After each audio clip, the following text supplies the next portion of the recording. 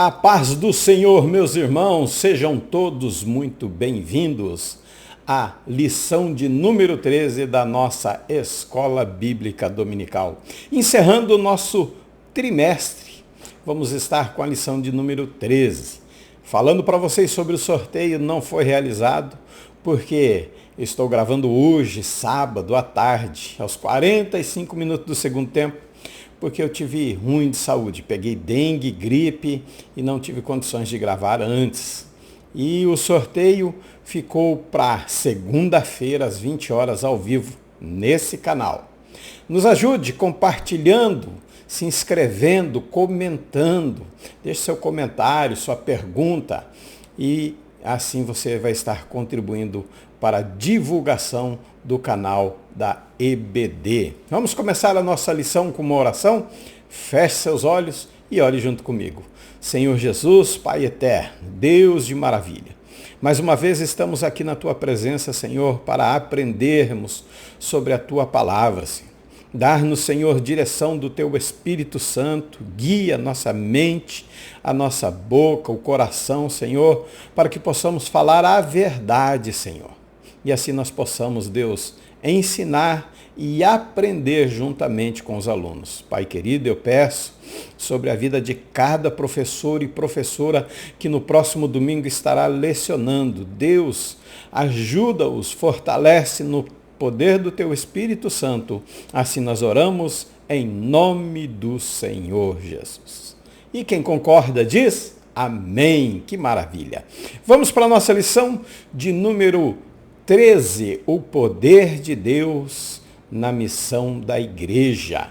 Dia 31 de março, amanhã, encerrando o nosso primeiro trimestre de 2024. Já está indo embora aí 3 meses.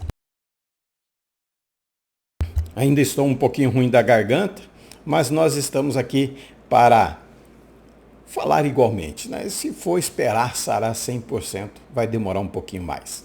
Texto áureo: mas recebereis a virtude do Espírito Santo que há de vir sobre vós, e ser-me-eis testemunhas, tanto em Jerusalém, como toda a Judéia e Samaria, até os confins da terra. Atos capítulo 1, versículo de número 8.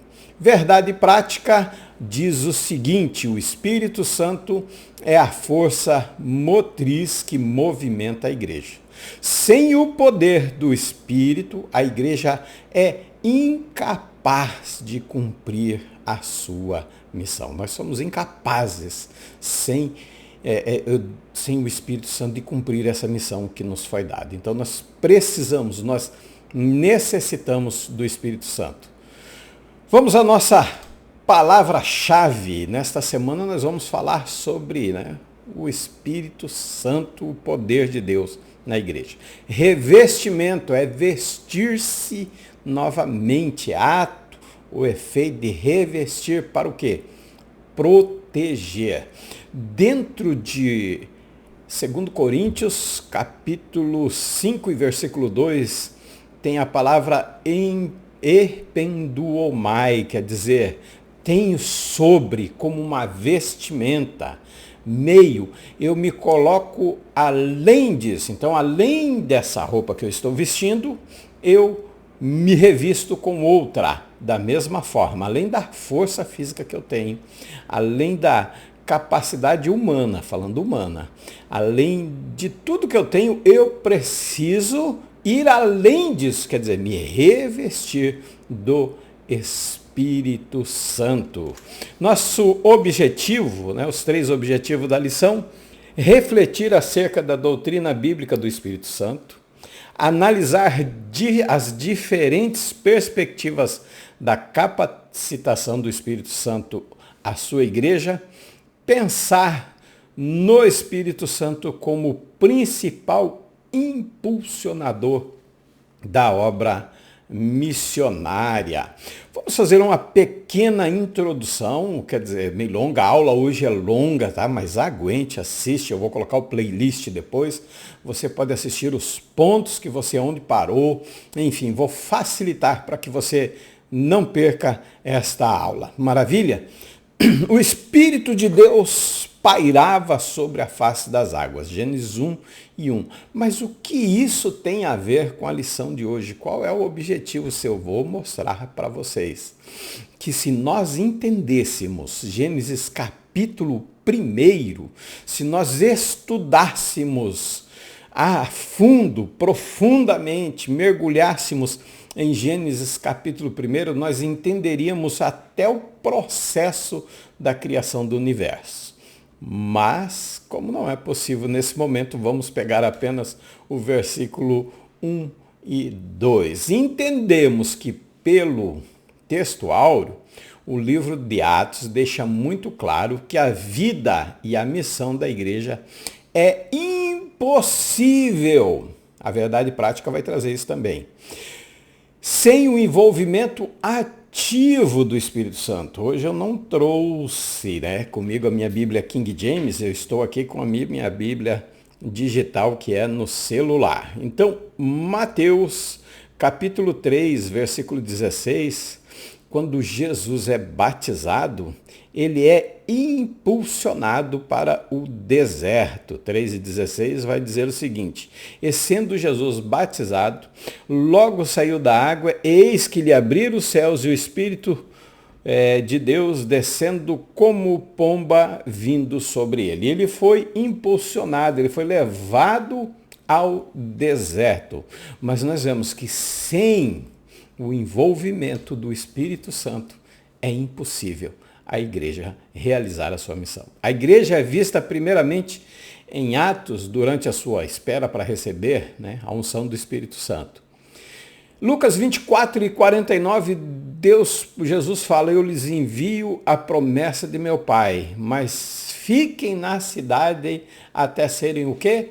Revestido. Quer dizer, vocês precisam, além disso que vocês já têm, vocês precisam. Então, chegando o dia de Pentecostes, todos reunidos, aí você já sabe, veio sobre ele o Espírito Santo. Depois desempenharam sua missão. Depois de 2 e 4, Atos 4 e 8, vamos ver só alguns versículos aqui para nós. Atos 4 e 8 diz: Pedro, cheio do Espírito Santo, lhes disse, os principais povos e avós anciãos de Israel. Pedro prega de novo. O 5:32, vamos ver o 5:32, como é digital, aqui é mais fácil de procurar, E nós somos testemunhas acerca destas palavras, e nós, e também o Espírito Santo, que Deus deu àqueles que lhe obedecem. Então, depois do revestimento, depois da obra, de revestir todos, permanecerem em Jerusalém, foram desempenhar a sua função. Como? Através do Espírito Santo. O Espírito Santo, ele já veio ao mundo 3 vezes. Nós temos 3 passagens onde o Espírito Santo vem. Por que nós falamos de Gênesis capítulo 1 para entendermos? Olhe bem, a palavra vai dizer que no princípio criou Deus os céus e a terra. Ponto. Bereshit bara Elohim et hashamai ve'et haaretz. Ponto. O versículo 2, ele vem dizer, ve haaretz haetá torru vavorro, quer dizer, e a terra, na sua tradição, está sem forma, era sem forma e vazia. Mas uma pergunta que eu faço, Deus cria uma terra sem forma e vazia? Certeza? Vamos ver o que ele diz em Isaías, capítulo 45 e verso 18. Cadê meu Isaías daqui? Ezequiel, está aqui. Isaías 45 e verso 18. Ele diz assim, porque assim diz o Senhor que tem criado os céus, o Deus que formou a terra e a fez, ele a confirmou, não a criou vazia, mas a formou para que fosse habitada. Eu, o Senhor, e não há outro. Então Deus não cria a terra vazia. E o Haetá não era sem forma e vazia, mas a palavra do hebraico no original diz que tornou-se sem forma e vazia. Por isso o Espírito Santo ele procurava habitar, ele procurava um lugar para pousar. A primeira vez nós vemos Gênesis capítulo 2, ele pairava sobre a face do abismo. Meraheft verruá, Meraheft alpenei ramai, quer dizer, ele pairava sobre a face do abismo, sobre as águas. Nós vamos entender as 3 vezes que o Espírito Santo vem procurando pousar e não encontra. Claro que nós sabemos que no Antigo Testamento, no primeiro, ele era sobre, não dentro. Então, a primeira vez, olhe bem, nós temos ali em Gênesis, capítulo 8, a arca de Deus como tipo do trono de Deus. E onde Noé, pela primeira vez, Gênesis 8 e 9, ele solta a pomba. E o que acontece? Ela retorna. Por quê? Porque ela não encontra lugar para pousar, igual Gênesis 1 e 2. Não há onde pousar. Por quê? Porque há cadáveres, enfim, cheio de água. E por isso ela não encontra pouso. Trazendo para os nossos dias, trazendo para nós, assim está às vezes o nosso coração. O Espírito Santo não pousa porque está cheio de mágoa, cheio de rancor, cheio de culpa, cheio de tristeza, de ódio pelas pessoas. Ele não encontra pouso. 7 dias depois, ele solta de novo a pombinha. O que acontece? Ela traz um ramo de oliveira. Mateus 3,16, onde nós estávamos lendo. Onde ela pousa sobre Jesus Cristo. Onde ele é a oliveira verdadeira. Nós somos os ramos. Então, olhe bem, ele solta a pombinha, 7 dias depois ela encontra um lugar, mas retorna, porque até o próprio Jesus disse, eu vou para o meu Pai, mas eu rogarei para que ele vos envie o Consolador. E na terceira vez que Noé, 7 dias depois, solta a pomba, o que acontece? Ela nunca mais retorna. Por quê? Porque ela encontra pouso. Ela encontra a igreja de Cristo, onde o Espírito Santo vai fazer morada, não só fazer morada, mas vai nos revestir do seu poder para que nós possamos executar a missão que nos foi dada. Então, por isso o Espírito Santo está procurando o lugar para pousar. A partir do derramamento inicial, Lucas registra várias ocasiões em que os crentes receberam a plenitude do Espírito Santo. Era necessário, por isso você tem que entender, o Espírito Santo sempre está procurando um lugar de pouso. Atos capítulo 1, versículo 8, ele achou a igreja. Mas se você não fizer parte do corpo de Cristo, não tem como ele pousar em você, revestir você de poder para que você possa executar essa tarefa maravilhosa, essa missão que Deus deixou para o seu povo fazer. E por isso nós precisamos entender por que o Espírito Santo vem sobre o seu povo. Santo era o cumprimento específico, olhe bem, feita por Jesus aos seus discípulos, Atos 1 e 8. Fique, espere, e das profecias do Antigo Testamento a respeito do Espírito Santo, Joel 2, 28 e 29. Então, é necessário, é preciso, João capítulo 19, versículo 20, ao contrário, 20, 19 e 20, Jesus sopra o Espírito Santo nos discípulos como morada. Mas Atos capítulo 1, versículo 8, é a terceira vez que a pombinha é solta, é a terceira vez onde ela vai, encontra pouso, encontra morada, e ali ela fica e só retornará quando levar a igreja, o corpo de Cristo, juntamente com ele. Isso é o cumprimento das profecias. Isso vem cumprir por quê? para que esse evento, os discípulos receberam o poder do Espírito Santo. Jesus foi glorificado na mensagem do Evangelho, as pessoas ficaram convictas e se converteram. Por quê? Porque é o Espírito Santo quem convence o homem. A aula pode ser boa, o professor pode ser bom, a pregação pode ser maravilhosa, o pregador pode ser excelente, mas se não for a ação do Espírito Santo nas pessoas, não há salvação, não há redenção, não há remissão dos pecados, não há perdão. Eu sei que nós temos o costume de dizer, eu pregando, eu ganhei tantas almas. Não, nós não ganhamos nada. Não é da nossa parte, eu não estou criticando, estou dizendo que é um costume cultural. Então eu falo, eu fui pregar em tal lugar, eu abri uma igreja em tal lugar, e lá eu ganhei 50 almas, lá eu ganhei 10 almas. Não fui eu que ganhei, não é papel meu.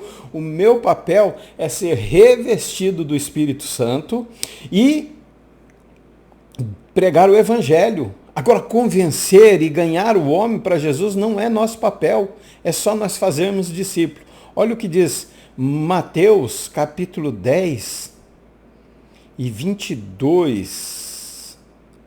Deixa eu dar uma olhada aqui, porque 10 e 20 ele diz assim, o 19 ele diz, mas quando vos entregarem, não vos dê cuidado como o que haveis de falar, porque naquela mesma hora vos será ministrado o que haveis de dizer, porque não sois vós quem falará, mas o Espírito de vosso Pai é quem fala por vós. Eu estou falando aqui, mas não sou eu, não é a minha vontade, não é o meu querer, não são as minhas palavras, não. É o revestimento do Espírito Santo em mim que me capacita. É por isso que eu digo que eu tenho a minha força humana física, eu tenho a minha inteligência física, eu tenho a minha capacidade física, mas não é isso que é o Evangelho, não. É o revestimento do Espírito Santo que Jesus é glorificado na mensagem do Evangelho. É Ele quem convence o homem do pecado, do juízo, da justiça e do juízo. É Ele quem convence. Não sou eu sou um cano. Eu sou apenas o canal aonde Deus, eu sou um instrumento onde Deus me usa. Primeiro ponto, primeiro objetivo, refletir acerca da doutrina bíblica do Espírito Santo. Vamos lá?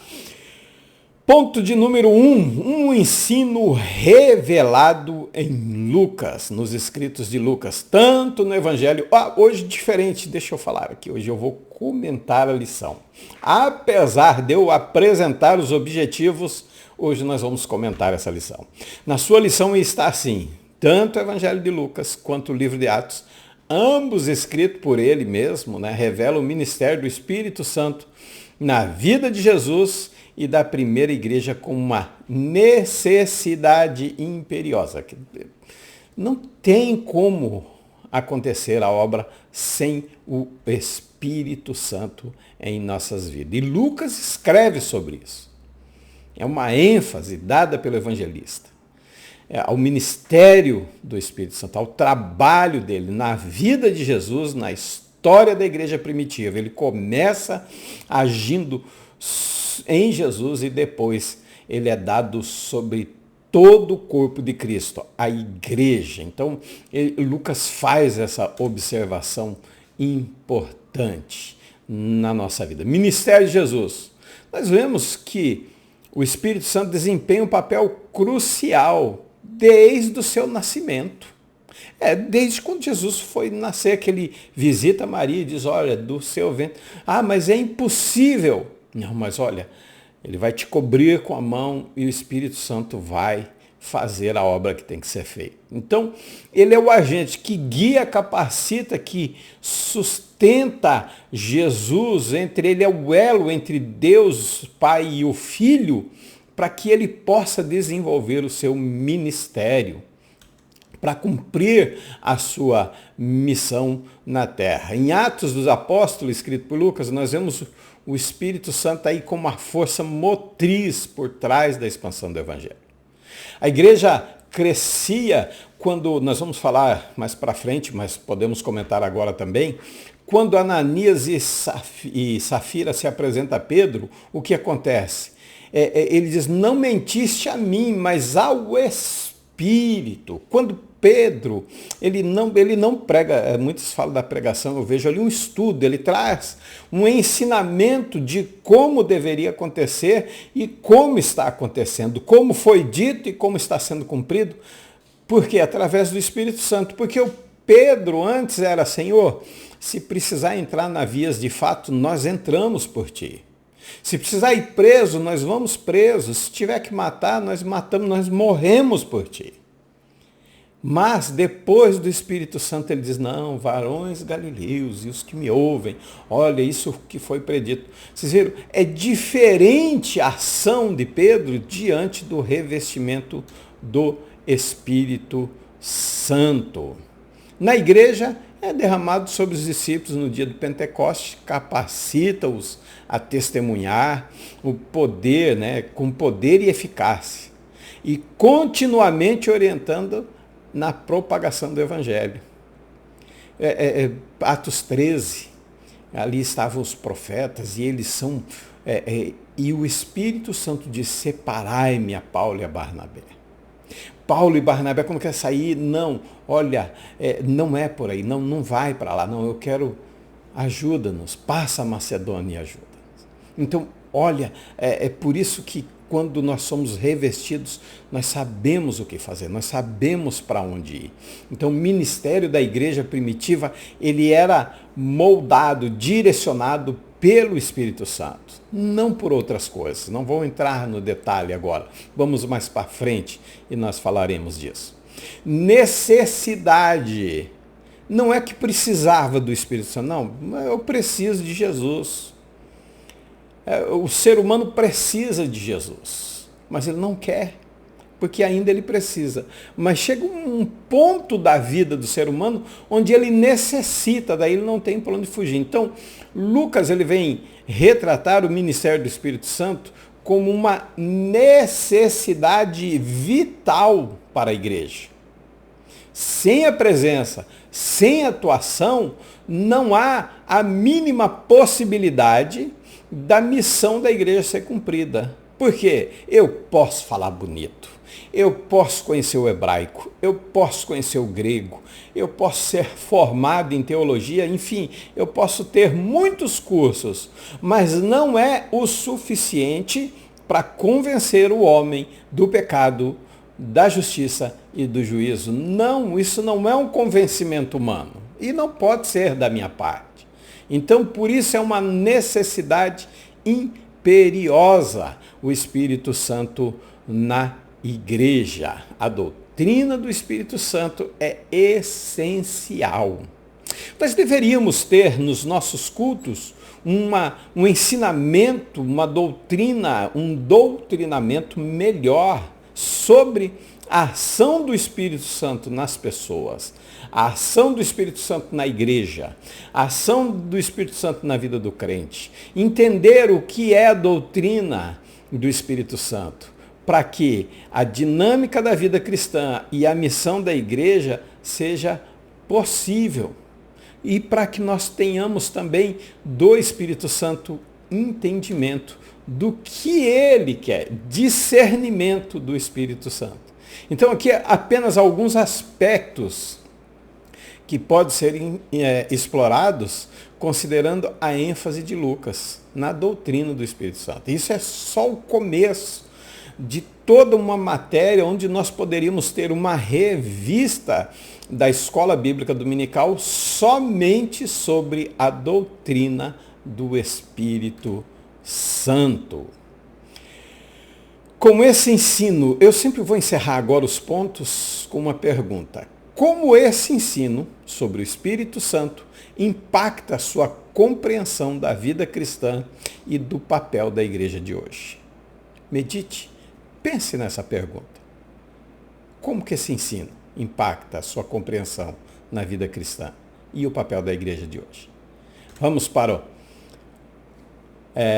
O ponto de número 2, o enchimento do Espírito Santo como experiência necessária. Eu sei que vai surgir alguns questionamentos, faça, não leve essa dúvida para casa, ou não fique com essa dúvida em casa. O Senhor Jesus só começou seu ministério depois de ser cheio do Espírito Santo. Vimos em Mateus capítulo 3, versículo 16, aqui Lucas capítulo 3, 21 e 22. Jesus, nosso Senhor, fez a obra de Deus e a fez no poder do Espírito Santo. Ele foi capacitado pelo Espírito Santo. Ele dependeu do Espírito Santo para exercer seu ministério. Sempre os três juntos.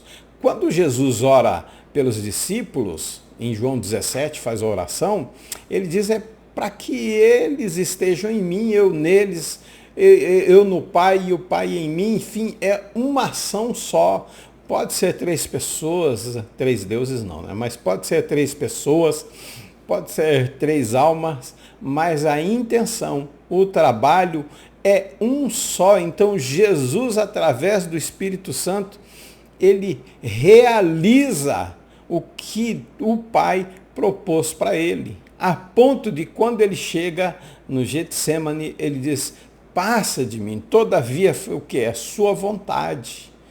Eu sei que muitas pessoas hoje fazem não aquilo que sonharam em fazer, assim como aconteceu com Jeremias, com Ezequiel e com outros mais que tinham planos de algo para a sua vida, mas Deus diz: não, eu quero que você seja profeta e não sacerdote.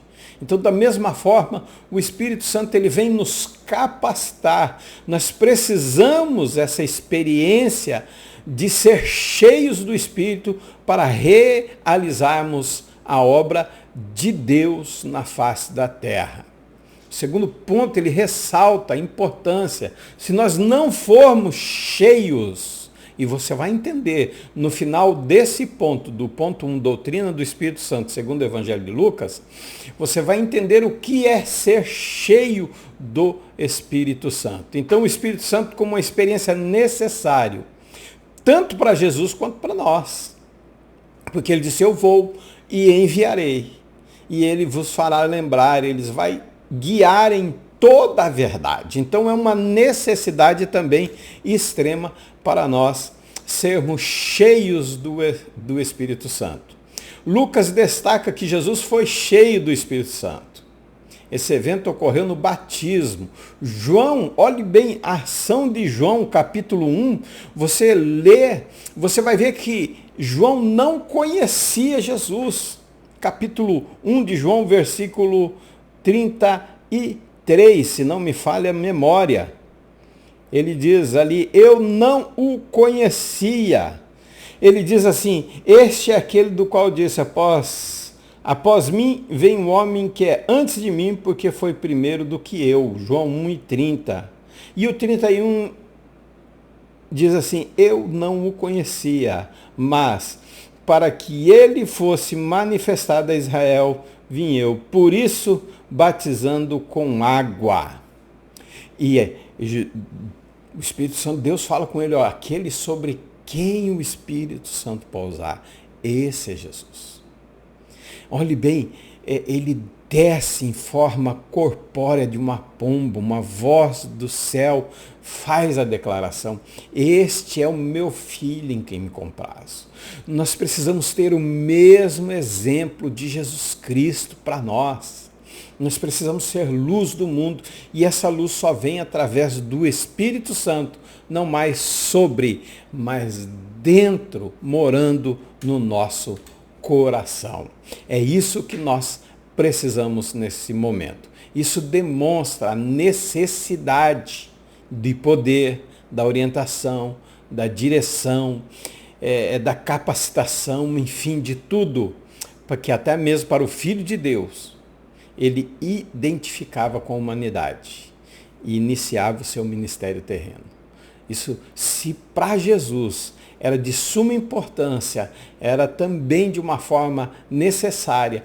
Até, olhe bem, quando ele vai ser batizado, João diz: não, eu preciso que você me batize, mas ele diz: não, eu preciso cumprir a vontade de Deus. Faça assim por enquanto. É maravilhoso nós entendermos que na direção do Espírito Santo nós fazemos tudo corretamente. É uma dependência, a capacitação e a dependência nossa provém do Espírito Santo. Jesus demonstra completa dependência. Ele diz, a minha comida é fazer a vontade de Deus. Isso, comida, fala de sustento diário. Eu posso jejuar 1, 2, 3 dias, assim como ele jejuou 40 dias, mas foi necessário comer. Então, você pode até ficar alguns dias sem o Espírito Santo. Você pode ficar até alguns momentos sem até sentir ele, mas você precisa, é uma dependência a todos os instantes. Eu sou dependente do Espírito Santo para que haja o quê? Uma capacitação naquilo que Deus propôs para mim fazer. Ele proclamou que o Espírito do Senhor estava sobre ele. Lembra de Isaías 61, 1 e 2? Ele vem, ele diz, o Espírito do Senhor estava sobre mim para pregar as boas novas aos pobres, curar os quebrantados de coração, proclamar libertação aos cativos e recuperação da vista aos cegos, para libertar os oprimidos e proclamar o ano aceitável do Senhor. Ele estava sobre a capacitação e a dependência do Espírito Santo, porque ele deixou, Filipenses capítulo 2, ele diz que ele aniquilou-se a si mesmo. Ele despiu-se de toda a sua glória. Então, a necessidade, na sua natureza humana, depender do Espírito Santo para que capacitasse ele fazer essa obra para que ele fosse enviado. Jesus reconheceu que sua capacidade de realizar os milagres, de proclamar a mensagem do reino de Deus, era total dependência do Espírito Santo em sua vida. Você, eu, nós, pregadores, professores, membros, pastores, membros, obreiros em geral, todo o corpo de Cristo, devemos reconhecer que nós dependemos do Espírito Santo em nossas vidas. Assim como Jesus foi cheio para cumprir sua missão, não é diferente com nós também. Nós precisamos reconhecer, nós somos chamados a buscar, a nos enchermos do Espírito Santo em nossas vidas. Senão, não há a mínima possibilidade de você concluir a sua missão que Deus, o próprio Deus te deu, mas você precisa buscar essa experiência. Esse enchimento capacita os crentes a viverem uma vida piedosa, testemunhar eficazmente de Jesus Cristo e servir no poder de Deus. A experiência de encher, de ser cheio, não é apenas para os discípulos. É uma realidade disponível a todos quanto buscarem. Assim como os dons. 1 Coríntios 14, 1 diz, andar em amor e buscar com zelo. Então nós precisamos buscar não só os dons, mas estarmos cheios do Espírito Santo. É uma realidade atual.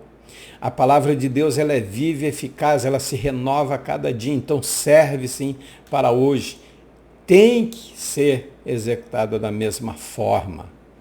Isso destaca a importância de estarmos cheios, de sermos completos, de vivermos uma experiência vital, de vivermos essa experiência real para as nossas vidas no ministério de Jesus Cristo, ao qual ele nos chamou.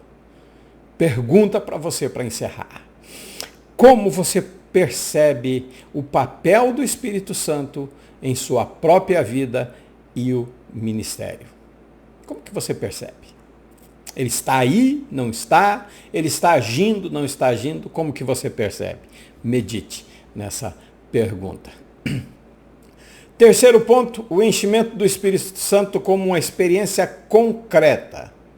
Se por um lado Lucas apresenta o Espírito Santo como uma necessidade na vida da igreja, por outro ele mostra que o enchimento do Espírito Santo ocorre como uma experiência concreta. É uma experiência que tem que ser vivida. É uma experiência, eu vou dizer concreta ali, que teria que ser até palpável. Nesse sentido, o livro de Atos retrata a experiência pentecostal com um acontecimento objetivo, não subjetivo, tá? Não é subjetivo. Ela podia ser vista e ouvida. Vamos ver? Lucas 5, Lucas é o escritor, não é de todo errado, mas o livro é Atos 5:32. Errado não está, mas certo também não, né?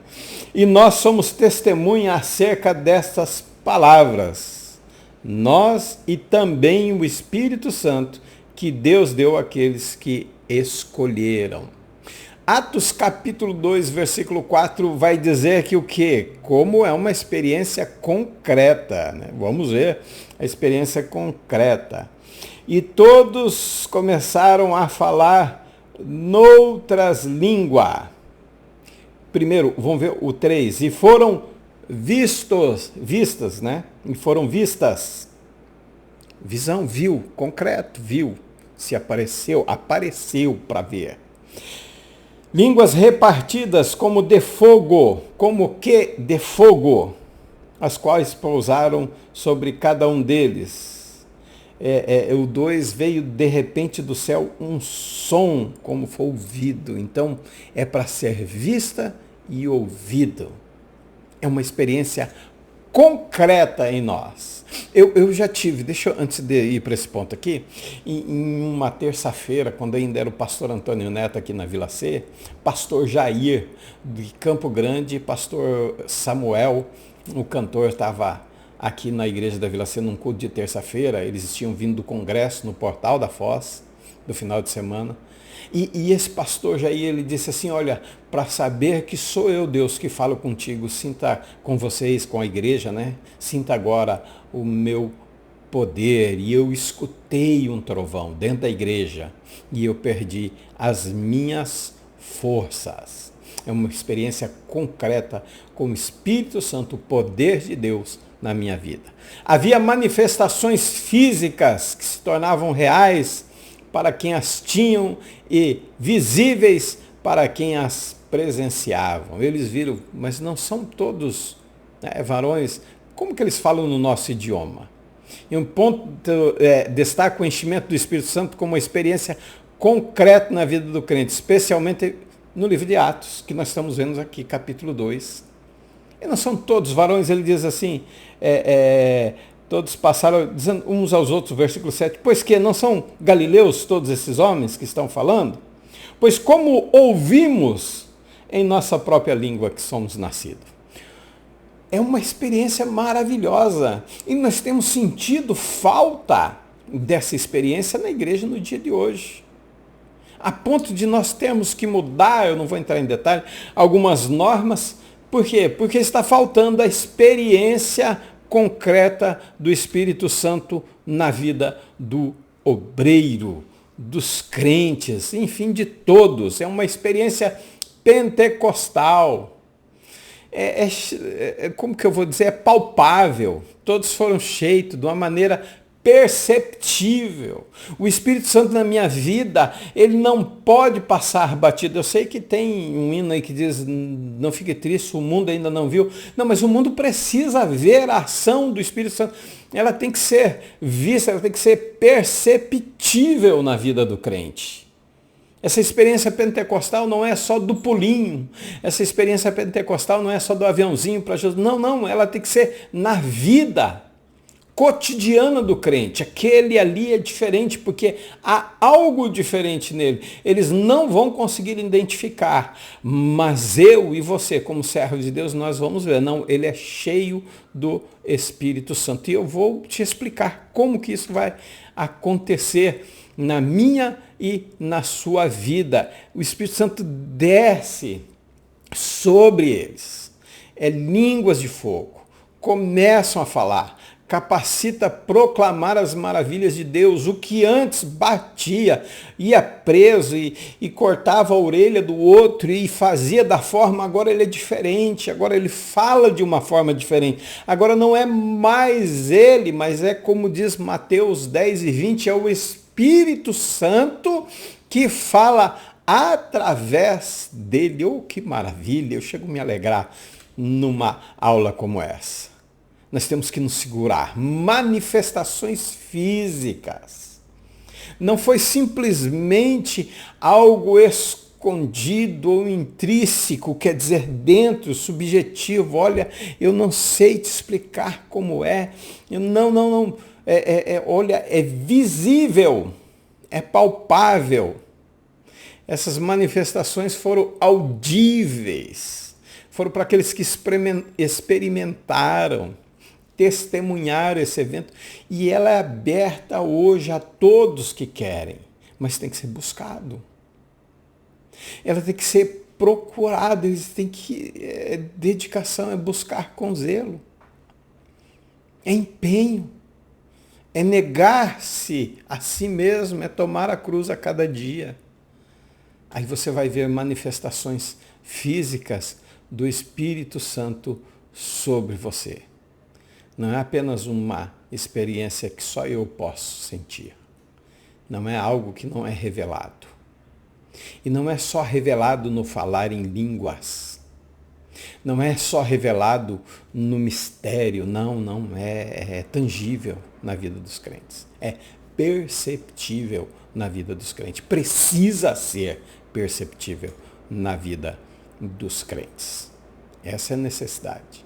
É evidenciado pelo fato de que Pedro, ao pregar no dia do Pentecostes, cita a profecia de Joel, explica o que estava acontecendo, fala da manifestação, todos entendem que é visível e audível a todos, e eles perguntam, e nós o que faremos?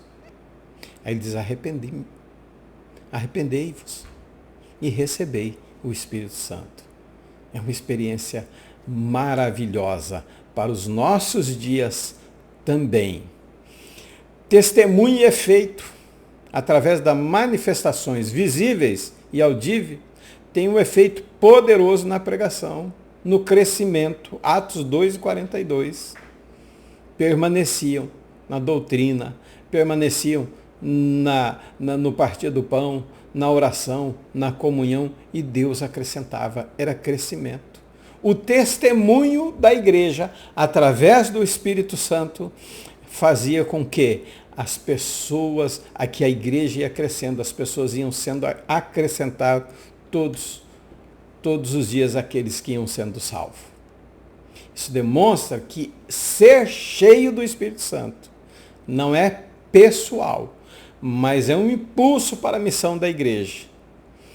É de natureza concreta, conforme é relatado no livro de Atos. Vamos em frente? Como você vê a importância dessa experiência concreta na vida do crente e na missão da igreja hoje? Como que você vê essa experiência? Olha, meu canal é aberto, não me importo eu me importo com as respostas sim, mas eu estou fazendo umas perguntas aqui, se você quiser responder lá, responda. Essa pergunta que eu estou fazendo é reflexiva, é para a minha vida, não é para olhar para a vida do outro, não, eu estou perguntando como você, porque da mesma forma eu já pergunto para mim, como você vê a importância da experiência concreta na vida do crente e na missão da igreja hoje. Como que você vê? Responda aí para nós. 4. A doutrina pentecostal clássica.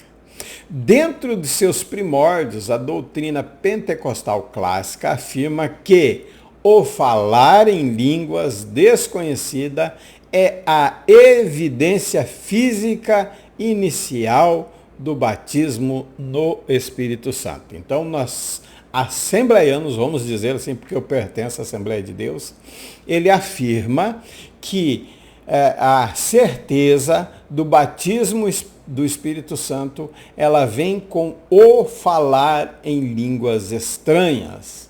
Claro que tem pessoas que discordam e é livre para quem concordar ou não, tá? Mas nós pentecostais, raiz, né? Os raiz, não os neopentecostais, que apesar de muitos pentecostais estão se tornando neopentecostais, mas nós temos essa clássica afirmativa dizendo que o batismo do Espírito Santo é acompanhado com o dom de línguas, vamos dizer assim. Em 3 ocasiões, isso acontece no livro de Atos.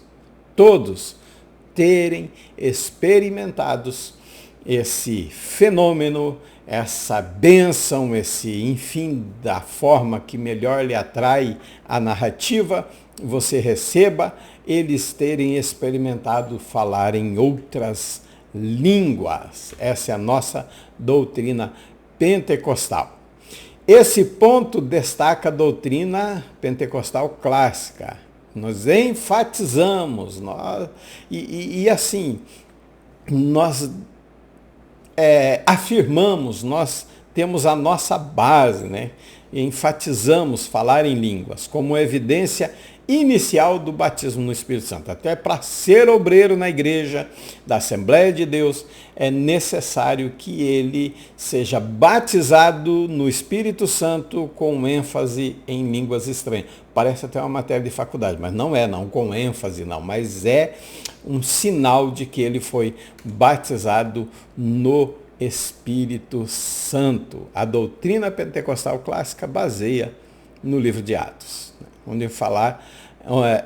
o falar em língua destaca como manifestação do Espírito Santo. Eu preciso depois exemplificar bem essa aula, tá? 2 e 4 foram cheios e começaram a falar em outras línguas. Claro que ali em outras línguas que o Espírito Santo lhe concediam não era estranha, porque Atos 2 e 7 ele diz assim, não são galileus todos esses homens que estão falando? Aí ele diz, sim. Então, como, pois, ouvimos cada um em nossa própria língua que somos nascidos? Ali não era língua estranha, ali era língua diferente de cada país. Mas nós temos essa doutrina. Então, da mesma forma, em Atos 10, 44 e 46, na casa de Cornélio, em Atos 19, 6, em Éfeso, o falar em línguas acompanhou o batismo do Espírito Santo. E nós temos essa doutrina dentro do pentecostalismo. É uma experiência universal. Em todas as ocasiões é destacado que todos. Então, ressaltando a universalidade dessa experiência, independente da sua origem étnica, cultural ou linguística. E nós estamos ainda apenas no primeiro ponto, hein? E é contínuo. Não é só no dia Atos 1 e 8, não só foi para aquela ocasião, não só foi para aquele momento, não só para os primeiros crentes, não, é uma realidade contínua em que nós cremos que até hoje pode, deve ser, tem que acontecer. Porque é uma busca. Se nós não buscarmos, não acontece. Há sim casos de pessoas buscarem incessantemente e não receber. Mas ainda isso acontece nos dias de hoje. E para nós é uma realidade contínua. Não cessa esse dom, tá? Não cessou. Falar em língua é visto como uma manifestação visível, audível do Espírito Santo, que confirma o batismo no Espírito Santo, que capacita os crentes no serviço, na comunhão com Deus. Mas eu conheço um obreiro que ele... sim, mas nós temos essa, como diz assim, nós temos essa doutrina, esse ensinamento, essa firmeza em que para que ele tenha a evidência do batismo é falar em língua estranha, é ter esse dom. Então esses pontos resume a doutrina pentecostal clássica em relação ao falar em línguas como evidência inicial do batismo no Espírito Santo. Por isso, você viu aí que surgiu, eu quero te convidar a nós irmos para o quadro entendermos por que nós defendemos essa tese de que o batismo do Espírito Santo é acompanhado pela língua estranha. Vamos para o nosso quadro? É uma aula, então vamos para o nosso quadro. Primeiro, vou apresentar a vocês o tabernáculo. O tabernáculo ele é feito pela entrada, ligado ao mundo físico. Nós temos ali no átrio, onde está esse quadradinho, está vendo o mouse aí passando aí, ó, o quadradinho aqui é o altar do holocausto. Aqui nós temos a pia de bronze, onde onde lavava, onde fazia purificação. Depois nós tínhamos o primeiro véu, tá vendo o mouse ali, ó, o primeiro véu. O lugar santo, onde é a mente do ser humano. E por último nós temos o lugar santíssimo, onde é o espírito humano. Aqui nós temos o segundo véu, onde fazia a separação. Nós temos o lavar dos pés, né, ou lavar os pés, como a parte física, que é o átrio, ligado ao corpo. Nós temos o lugar santo ligado à alma. E nós temos o lugar santíssimo ligado ao coração humano. Então aqui nós temos o coração onde guardamos a palavra para não pecar contra ele. É onde Hebreus 4:12, ele penetra até a divisão da alma e do espírito, que é o coração, essa divisão, essa unidade aqui onde está o mouse aí, ó, é a unidade onde a palavra de Deus penetra. Esse aqui é o santuário, o coração é o lugar santíssimo, onde Deus habita. 1 Coríntios 3,16, o oráculo, o lugar consagrado onde nós ouvimos a palavra de Deus. Ela penetra até a divisão da alma e do espírito, que é a unidade. A parte da comunhão, da mesa, dos pensamentos do Espírito em nós, claro, depois da adoração, depois que nós somos transformados. Então, batismo com o Espírito Santo é quando o Espírito Santo sai do nosso espírito humano e enche a nossa alma. Nós ouvimos a palavra, enche o nosso espírito humano, que daí não é mais guiado pela alma, e sim pelo Espírito de Deus, enche a nossa alma e ali nós adoramos a Deus, em espírito e em verdade. Mas é preciso que o nosso espírito humano encha a nossa alma e corpo. Então, simples aqui para vocês verem. Ó, eu acabei esquecendo a animação aqui, mas vamos adiantar, né? Simples para vocês entenderem. Espírito humano, onde Deus habita, o santuário. A alma opera, onde opera do santuário para o lugar santo, que é o corpo. Então aqui é onde ele opera, do lugar santo para o átrio, que é a torneira. O Espírito Santo, tá vendo a flechinha? Ele enche de água o espírito humano. A água é o que, meus irmãos? É palavra de Deus. Então, quando ele enche o espírito humano, o coração filtra através da palavra de Deus, claro, sempre direcionado pelo Espírito ou pela palavra. Então, enche a alma. Quando enche a alma e o corpo, a boca, que é a torneira, solta o fruto em nossos atos. Por isso que ser cheio do Espírito Santo não é só falar em línguas, mas vai produzir o fruto nos nossos atos e os dons da nossa boca. E aí vem o falar em línguas. É assim que nós cremos no batismo do Espírito Santo, com a efetividade de falar em línguas. Se você for cheio, o coração vai filtrar e você vai falar em língua estranha. Com essa doutrina, como essa doutrina é vista e praticada em sua comunidade de fé? Mais uma perguntinha para você.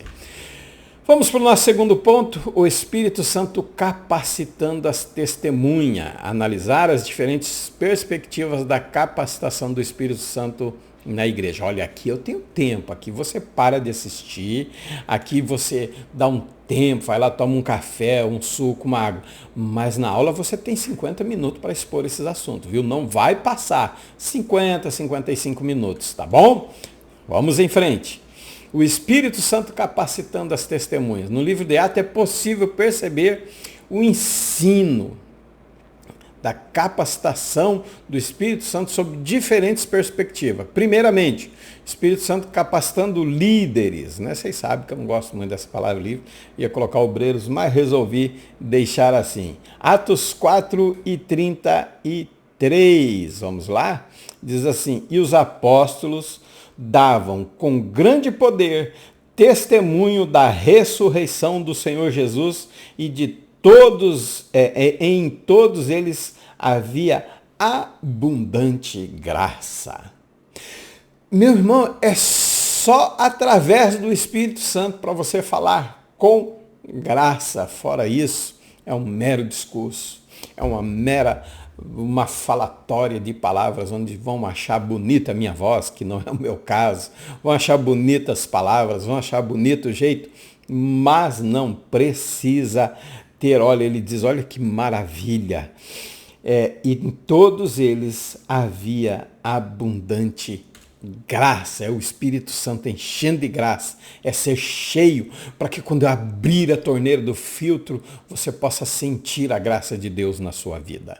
Este ponto destaca a capacitação do Espírito Santo para os homens e mulheres de Deus da igreja primitiva, conforme retrato no livro de Atos. Não é só para homens, não há mulheres cheias do Espírito Santo que pregam, que ensinam a palavra de Deus. Então, por isso precisamos ser igual filtro, cheio, passa pelo nosso coração, sai na nossa torneira, nos nossos atos, olhe bem, e na nossa boca com os dons, inclusive falando em língua estranha. Mas precisamos também ter nos nossos atos. Ser cheio do Espírito Santo não é só falar em línguas, não mesmo, mas é através dos nossos atos também. Vemos que o Espírito Santo capacitou os apóstolos e os outros líderes da igreja, obreiros, pastores, a proclamarem corajosamente a palavra de Deus, realizar milagres em nome de Jesus. Paulo mesmo, quando cai lá na ilha e a víbora pega o braço dele, a mão dele, ele chacoalha e diz, não, esse só pode estar amaldiçoado, mas não, ele estava com o Espírito Santo na vida dele. O que acontece? Depois vão dizer, não, esse é um Deus. Olha a diferença. Capacidade não vem de mim. 2 Coríntios capítulo 3 e 5 diz que isso não provém de nós mesmos, mas é Ele quem nos capacita para fazermos o que nós estamos fazendo. Apesar das ameaças, perseguições, por que às vezes a lição onde foi falado, não me lembro agora, antes das missões, a lição foi falado sobre aborto, foi falado sobre homossexualidade. Por que nós falamos? Porque não é nós que queremos falar sobre o pecado, é o Espírito Santo que nos capacita, Ele que nos dá poder para testemunharmos com ousadia e confiar na orientação dele. Não é intriga, não é perseguição, não é homofobia, não, mas é pregar o evangelho com ousadia, a salvação em Jesus Cristo. A capacitação só pode vir dele. Uma unidade de compartilhamento, no contexto desse versículo, mostra que os crentes estavam unidos. Oh, Jesus querido, Efésios capítulo 4, versículo 12, unidade da fé, aperfeiçoamento dos santos. Não é só para os pastores, não é só para os obreiros, mas é para toda a igreja, é para o corpo inteiro. Ah, pastor, mas eu nem... Não, mas você precisa ser cheio do Espírito Santo. Ser cheio do Espírito Santo não é para pregar o evangelho. Ser cheio do Espírito Santo não é para ensinar na escola dominical, também é para isso. Não, mas ser cheio do Espírito Santo, ser capacitado por Ele, estar na plenitude do Espírito, é para todo o corpo de Cristo, independente da forma que você está servindo a Deus, se é pregando, se é ensinando, se é tocando, se é cantando, não me importa a sua função. Se você está cultuando, ser cheio do Espírito Santo não é uma alternativa para alguns, não, é para todo o corpo de Cristo. E ele precisa. A capacitação do Espírito Santo não se limitou apenas a aspectos espirituais, mas ao prático, à vivência, ao amor ao próximo. Porque para mim orar para alguém ser curado, eu tenho que ter amor. Então, para mim ajudar as pessoas, eu tenho que ter amor. Então, não é somente para o espiritual, mas para o aspecto prático também da obra de Deus. Desempenhando a obra de Deus, foram capacitados os obreiros, os líderes, enfim, todos foram capacitados para pregar a palavra com poder, curar, realizar milagres, libertar os que estavam endemoniados. Não me lembro em Atos, mas eles dizem assim, sai em nome do Deus de Paulo. O demônio fala, Paulo nós conhecemos, mas vocês quem são? Então, poder transformador do reino de Deus na vida das pessoas, mas tem que ser capacitado pelo Espírito Santo. Senão ele vai dizer, fulano eu conheço, mas você, quem é você? Então nós precisamos estar cheio, independente. Relevância para hoje. Essa narrativa do livro de Atos serve como lembrete. Por isso tem que ser pregado, por isso tem que ser ensinado. Que fala da importância, da dependência do Espírito Santo para cumprir. Vocês viram que parece uma redundância aqui, eu falando sobre isso, mas é dessa forma que nós edificamos o corpo de Cristo. A insistência, permanência, Atos 2:42, na doutrina, no ensino, todos os dias. Eles estavam lá, 46, todos os dias unânimes, no mesmo pensamento, na mesma alma, num só corpo, numa só intenção. Por isso nós precisamos para os dias de hoje, assim como os obreiros da igreja primitiva, os ministérios contemporâneos precisam buscar. Isso resume a importância da busca para ser cheio do Espírito Santo. Ele vai nos capacitar. Como você vê essa capacitação do Espírito Santo sendo manifestada na liderança da sua comunidade de fé? Como que você vê? Qual é a sua visão? Medite sobre isso. Tá? O Espírito Santo capacitando a testemunha. Ponto 2. Pessoas simples capacitadas pelo Espírito. Ananias. Não há nenhum relato, não há nenhuma história, não há um livro, não há um capítulo inteiro sobre Ananias. E Ananias aparece não em decorrência do seu ministério, mas para o ministério de Paulo. Que ele ia sofrer muito. Essas palavras de Jesus para Ananias. Mas ele era simples, era, vamos dizer assim, alguém desconhecido. Mas o Espírito Santo vai lá e capacita. Para pôr as mãos naquele que seria o maior, ou o apóstolo dos gentios. Então, não há, assim, não é porque eu sou grande, não é porque eu tenho uma posição, não. Ele usa quem ele quer.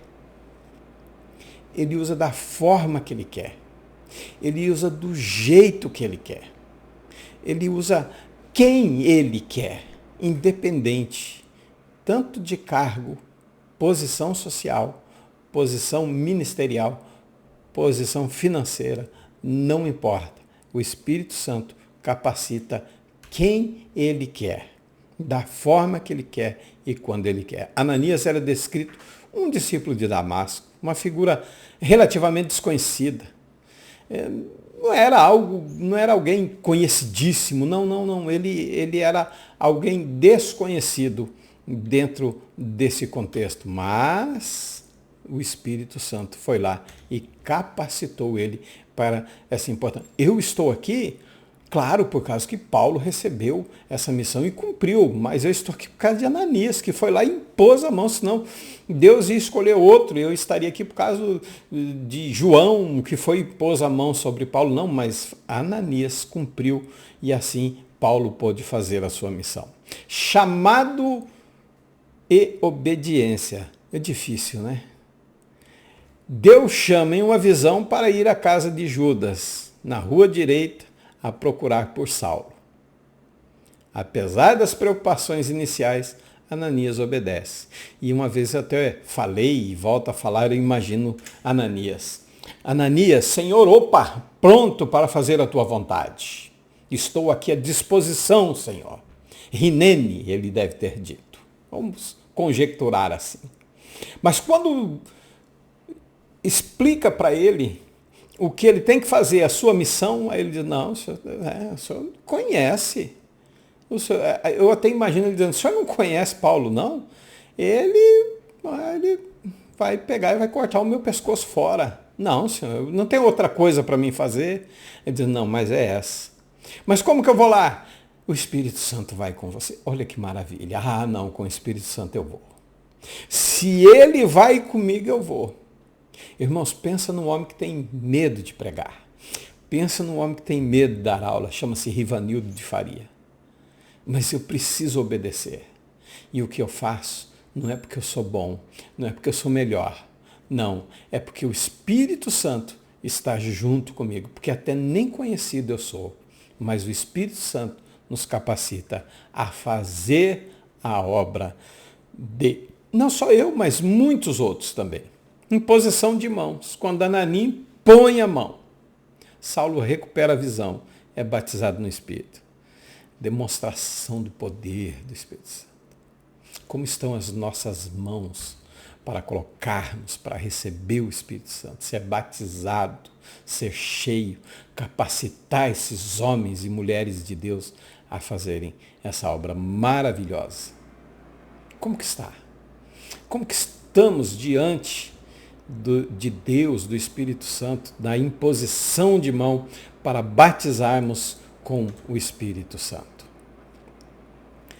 Relevância no dia atual, a história de Ananias serve para hoje. Lembrete poderosíssimo da parte de Deus, que frequentemente escolhe pessoas a realizar as mais específicas obras no mundo. Não é necessário ter uma posição elevada. Não é preciso ser conhecido de alguém. Ah, quem não é visto não é lembrado. Não. Esse ditado não cabe para nós. Não, você tem que estar em evidência, todo mundo. Não, não. Quem precisa te ver, quem precisa te enxergar, chama-se Deus, através do Espírito Santo, que vai capacitar você como testemunho. Não é necessário uma posição elevada na sociedade ou na igreja para ser usado por Deus de uma maneira significativa. Não precisa. Só precisa estar em obediência a Deus, andar cheio do Espírito Santo no seu falar e nos seus atos. E ele vai direcionar a sua vida. Então esses pontos estão ilustrando que pessoas simples também são capacitadas a realizar, a desempenharem importante papel dentro do avanço do reino de Deus. E, como sempre, encerrando com a perguntinha: como você vê essa lição aplicada na sua própria vida e na vida da sua comunidade de fé? Como que você vê? Pense, medite e analise como que você vê. Vamos para o ponto de número 3, capacitando a igreja. No contexto literário e doutrinário de Lucas, a igreja do Novo Testamento é vista como portadora de uma missão profética. Nela há um ministério profético. Atos 2:17. Vamos ver o que diz o 2:17. Mas, para que não se divulgue mais entre os povos, ameacemo-los para que não falem mais nesse nome algum. Opa, eu estou em 4, me perdoe. É 2:17. Eu cliquei errado aqui. E nos últimos dias acontecerá, diz o Senhor, que do meu espírito derramarei sobre toda a carne, e vossos filhos e vossas filhas profetizarão, e vossos jovens terão visões, e vossos velhos terão sonhos. Então, há um ministério. Não me importa a sua idade, não me importa quantos anos você tem, há um ministério profético sobre a vida de cada um que esteja em obediência à palavra de Deus e cheio do Espírito Santo. É para todos. Diz o seguinte, olha, filhos e filhas, vossos jovens e os velhos, todos terão a oportunidade de serem capacitados a cumprir o seu ministério profético na terra através do Espírito Santo, sendo capacitado por ele. Mas você tem que estar cheio, senão não vai ser possível ele cumprir essa missão, ele te capacitar para isso. Nesse sentido, conforme o contexto de Atos, os testemunhos não é apenas individual, não. Eles vão me ver, eles vão ver a minha vida. Mas o que acontecia com o povo? O povo via João 13:35 cumprindo na vida dos irmãos em Atos. Por isso eles queriam participar da igreja. 13:35 vai dizer o seguinte, olhe bem.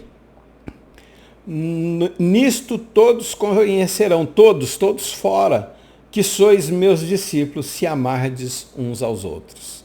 Então, da mesma forma, não é apenas um testemunho individual, mas é também para toda a igreja. Não pode ser só o Riva profetizando, não pode ser só o Riva tendo sonhos, não pode ser só o Riva tendo visão. Não é um ministério específico do Rivanildo de Faria, de forma nenhuma. Não, é de uma igreja toda trabalhando em prol, sendo capacitado como testemunho do reino de Deus.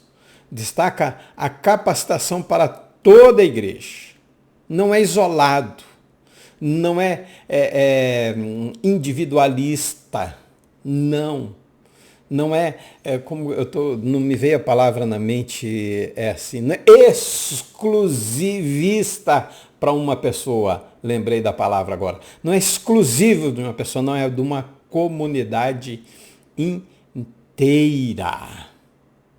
No contexto literário de Lucas, a igreja do Novo Testamento é vista como portadora de uma missão profética. A igreja, não uma pessoa. Isso é evidenciado pelo Joel 2, 28 e 32. Derramarei do meu espírito sobre toda a carne. Sobre toda. Não é nele. Não é nela. Eu vou derramar exclusivamente. Eu vou pegar meu nome para não ferir ninguém. Eu vou derramar meu espírito todo sobre o Rivanildo. Não. É sobre toda a carne.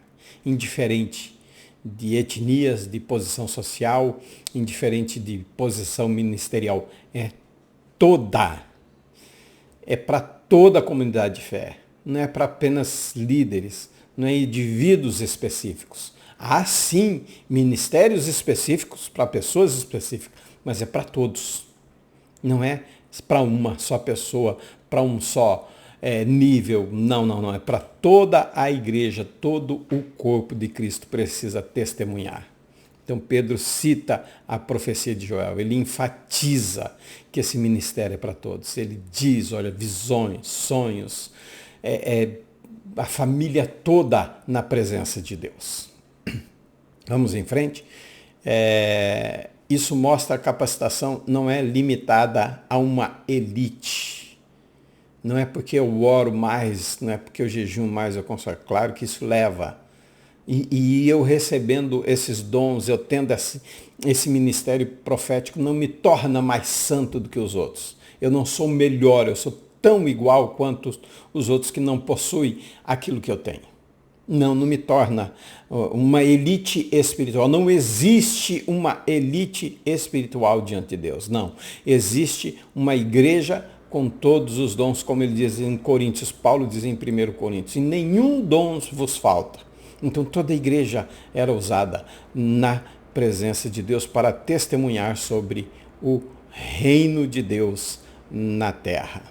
A igreja coletiva, testemunho da igreja coletiva, a capacitação do Espírito Santo permite que a igreja como todo proclame corajosamente o Evangelho.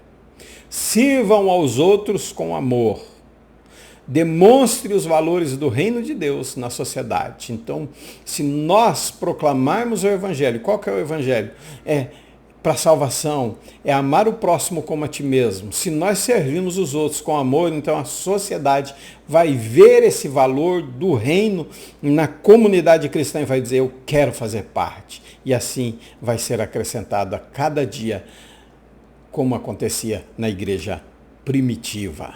Essa é a forma de capacitação. Unidade na missão. A capacitação do Espírito Santo une a igreja na missão de fazer discípulos, testemunhar em Cristo. Cada membro da igreja desempenha um papel único, sim, mas é para todos, capacitado pelo Espírito Santo.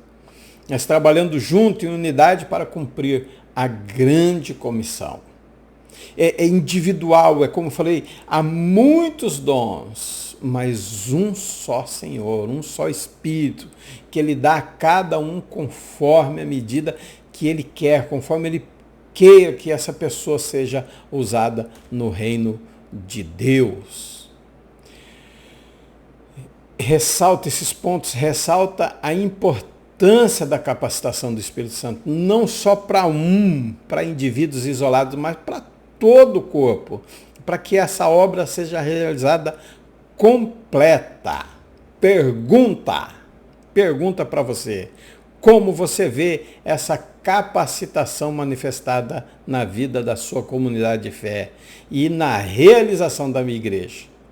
É exclusivista ou é para o corpo todo? Como que você vê? Vamos para o próximo e último ponto. Pensar no Espírito Santo como a principal impulsionadora da obra missionária. Nós temos que pensar o Espírito Santo como fonte geradora de missões. E aí nós temos o envio missionário, Atos 13. E eles estavam fazendo o quê? Orando e jejuando. Estavam buscando. Para que fosse o quê? O Espírito Santo diz, separai a Paulo e Barnabé. Então nós precisamos que havia profetas, pessoas, digamos assim, profetas, vamos ler lá, só para você entender, 13, João 13, Atos, capítulo 13. E a igreja que estava em Antioquia havia alguns profetas e doutores, pessoas capacitadas fisicamente. Mas o que eles estavam fazendo? E servindo ao Senhor, jejuando, dizendo do Espírito Santo. Jejuando, buscando, se humilhando a si mesmo, não aos outros. Esse ponto destaca o papel do Espírito Santo como fonte geradora de missões. É Ele quem sabe quem Ele pode enviar. Não é porque é meu amigo, não é porque tem dinheiro, não é porque tem estudo, não, é o Espírito Santo quem direciona. O preparo é meu, o preparo é seu. Você tem que estar preparado, você tem que buscar, você tem que se especializar naquilo que você quer dentro da igreja. Mas a direção é do Espírito Santo, não é minha. Uma cidade estratégica, é um importante centro do cristianismo primitivo. Foi lá que os discípulos pela primeira vez foram chamados cristãos, Antioquia. Era uma cidade ativa.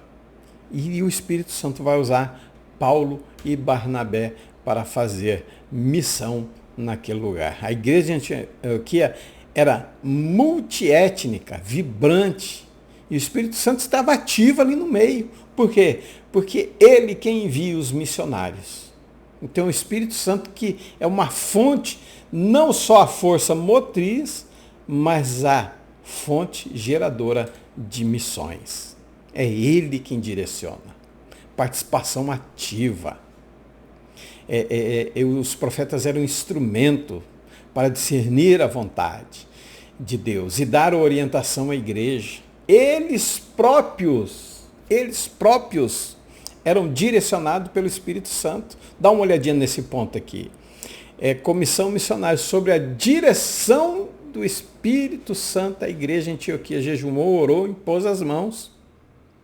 Essa comissão não foi a vontade humana, não foi o querer pessoal de um pastor, de um obreiro, Não, foi de uma comunidade, foi do Espírito Santo, de um corpo unido em oração e jejum, onde houve a ação do Espírito Santo, do poder dele sobre a comunidade. Diz, não é esse, orem, põe as mãos e envie. E eles obedecem, eles vão. E a obediência é tanto que resulta na expansão do Evangelho. Eles foram direcionados, Barnabé só foram enviados para cumprir a grande comissão de todas as nações. O Espírito Santo capacitou eles para essa tarefa. Onde Paulo chegava, onde Barnabé chegava, eram usados por Deus para pregar a mensagem do Evangelho do Reino. E Paulo muito mais ainda. Chegou essa mensagem até mim por causa de Paulo. Ananias impõe as mãos. Ananias ora por ele. Paulo não sai pregando, já ele espera 14 anos depois ele é enviado. É imposto a mão sobre ele novamente, é orado e enviado. Obediência, capacitação ao Espírito Santo que gera esse resultado. Destaca a atuação do Espírito Santo, até a obediência. Não, vamos para aquilo. Não, o Espírito Santo diz, não vá, é aqui. Dessa forma que eu quero. Obediência. A capacitação nos leva a obedecer. A atuação do Espírito Santo como fonte, esses pontos destacam como o Espírito Santo é uma fonte geradora de missão em nossas vidas. Perguntinha de novo, como você vê essa dinâmica do Espírito Santo na missão da sua comunidade de fé hoje, na sua igreja, na sua congregação? É Ele quem direciona, é Ele quem ainda diz separai-me a fulano e fulano? Eu quero usar esse, eu quero usar aquele, ou eu escolhi de outra forma? Responda aí, diga aí para nós. Ponto 2, estratégia missionária. Para nós encerrarmos, em um mundo multicultural, a questão da estratégia missionária deve ser levada em conta. Não somente enviar, mas quem enviar, quando enviar e como enviar. Então não é somente mandar. Vamos mandar porque estão cansados dele aqui, está dando muito trabalho, vamos se livrar. Não é dessa forma. Não é somente enviar, mas quem? É o Espírito Santo que pede para quem? Ele que diz, separai. Quando? Agora. Como? Quando? Agora. Como? De tal maneira. Para onde? Vamos para... Não. Macedônia. Então, aí que nós vemos a estratégia missionária. Claro que nós, como seres humanos, nós temos os nossos planos. Não vamos aqui também simplesmente sentar e ficar esperando. Não, a ação nossa, ao preparo nosso, mas a direção vem do Espírito Santo. Paulo e Barnabé poderiam ter adotado estratégia errada na obra missionária. Quando intentaram pregar na Ásia e na Bitínia, quando foram impedidos pelo Espírito Santo. Eu tenho a minha estratégia, eu tenho os meus planos, mas nós precisamos pegar as nossas estratégias, os nossos planos e apresentar a Deus, pedindo a aprovação dele nos nossos planos. Do homem vem os planos, mas o sim só vem de quem? Da parte de Deus. Então eles não vamos para aquela, porque lá vai dar certo, lá tem muita gente precisando, o Espírito Santo diz, não, espera, não é para vocês. Então vamos lá para outra, não, espera, não é para ir para lá também. Então vamos orar, calma, vamos dormir, vamos sossegar, esperar o que o Espírito Santo vai falar conosco. Ele diz, olha, em sonho diz, passa a Macedônia e ajuda-nos. Essa é a estratégia missionária. Esse é o verdadeiro plano de pregação, de fazer discípulos no Evangelho do Reino de Deus. Esse ponto ressalta a importância da estratégia missionária na obra da evangelização, destacando o papel do Espírito Santo em orientar e dirigir os missionários. E vamos encerrando, contexto geral geográfico. Antes de encerrar, vamos ver aí. No mundo multicultural do primeiro século, também nos dias de hoje, a estratégia missionária deve levar em conta as nuances culturais, sociais, geográficas onde o evangelho é proclamado. Isso requer o quê? Sensibilidade, discernimento. por parte dos missionários e de quem envia. É necessário, sim, orarmos, jejuarmos muito. Aí nós colocamos o pastor, procura um obreiro para uma mensagem específica, ele não tem. Por quê? Porque vê que o obreiro não é um escolhido de Deus para aquela função. Está lá, é presbítero, é evangelista, é pastor, mas não exerce a função, não desempenha. Por quê? Porque não foi escolhido pelo Espírito Santo de Deus. Foi vontade humana. E nós temos que ter essa sensibilidade, esse discernimento para fazer a escolha correta. Através de quem?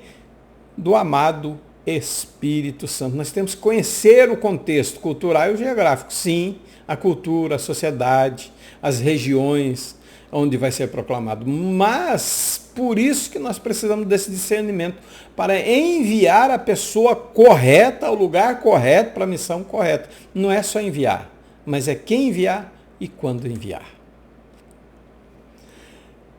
Orientação do Espírito Santo. Apesar do desejo, a narrativa de Paulo e Barnabé em Atos ilustra vividamente a importância da orientação. Eles tinham o desejo de pregar. Eles tinham vontade de ir lá. E lá eu creio que tinha almas precisando de ouvir o Evangelho de Deus. Mas o que acontece? Eles foram impedidos. Porque eles estavam na direção do Espírito Santo. Eles estavam na obediência do Espírito Santo. Isso indica que o Espírito Santo estava ativamente envolvido na vida deles. Estava na seleção dos locais, no timing da obra missionária, quer dizer, no tempo da obra missionária. Timing ali só para ficar chique, para ficar bonito, para prender a sua atenção. E é isso que o Espírito Santo quer. Que ele haja na nossa vida para que possa prender a atenção, não pelo que eu falo, mas pela ação do Espírito Santo em nossas vidas. Submissão à vontade de Deus. É muito fácil insistir nos meus próprios planos, é muito fácil eu querer fazer a minha vontade, mas nós precisamos estar submissos à vontade de Deus, a seguir aquilo que Ele propôs para a nossa vida, a desempenhar a missão a qual Ele nos concedeu. Mas precisa de obediência, precisa de submissão. Ele nunca disse que vai ser fácil. Ele nunca disse que vai ser tranquilo. Senão Paulo não escreveria que nós deveríamos nos revestir do poder de Deus e da armadura. Ele disse que a armadura é para resistirmos mesmo. Então nós precisamos ter, sim, ser revestido, investir, né? Em vez de investir nos nossos planos, nós temos que estar disposto a obedecer, submissão à vontade de Deus nas nossas vidas. A obediência e a orientação do Espírito Santo levou Paulo e Barnabé a Filipos, onde Deus abriu uma porta para o Evangelho. Muitas vidas foram transformadas e é o que Deus quer fazer comigo e com você. É restaurar as vidas das pessoas através da nossa obediência e submissão a Deus e a sua vontade. Isso destaca como importante, né?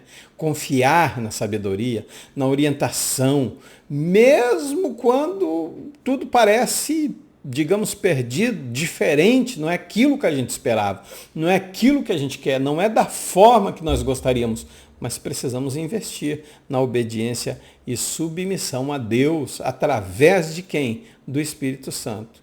Esses pontos aí vão destacar que a importância da estratégia missionária é importante, a estratégia é sim, mas guiada pelo Espírito, levando em conta não apenas o envio, mas também quem enviar, quando enviar e como enviar. Perguntinha para encerrarmos a nossa aula. Como você se vê a importância dessa orientação do Espírito Santo na estratégia missionária de hoje? Essa é a nossa aula. Vamos para a conclusão? Conclusão. Encerramos esta lição e trimestre, consequentemente, né, mostrando que o Pentecoste faz toda a diferença no cumprimento da vocação missionária da igreja. Sem a ação do Espírito Santo, a igreja local está desabilitada para cumprir a sua missão na igreja, no mundo. O Espírito Santo é a força motriz do corpo de Cristo em sua dimensão local. Sem o Espírito Santo, a igreja não vai a lugar nenhum, nem eu, nem você vamos ficar estagnados sem cumprir aquilo que Deus propôs para a nossa vida. Vamos encerrar com uma oração? Feche seus olhos. Senhor Jesus, Pai eterno, nós te agradecemos por este momento, Senhor, de meditar na tua palavra e que nós possamos, Senhor, ser direcionados, guiados pelo Espírito Santo a fazer o que o Senhor planejou para nós na face da terra, Senhor. Até que o Senhor venha buscar a sua igreja e eu possa chegar aí dizendo, eu fui direcionado pelo Espírito Santo. Eu fui obediente, eu fui submisso, eu servi ao Senhor na direção do Espírito Santo. Pai querido, ilumina cada professor, professora, direciona, Senhor, para fazermos a sua vontade conforme o Senhor quer, não conforme eu quero.